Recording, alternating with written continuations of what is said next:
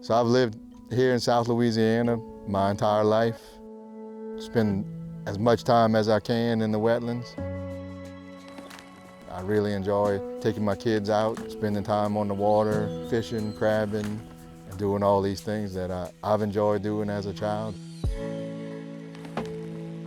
My name is Jeff Bacon. I work for ConocoPhillips Coastal Wetlands in Houma, Louisiana. I think most people think my job is funnest because I ride around in this airboat.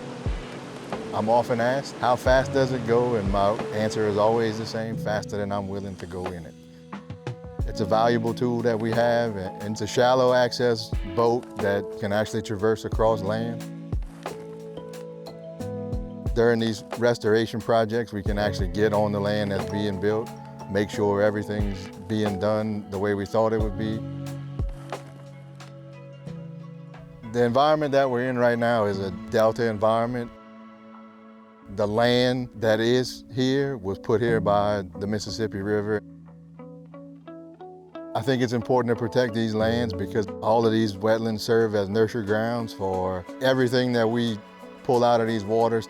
And I'm proud that these things that we do benefit people and help to protect people's livelihoods and homes and the reasons why I live here and love to be here.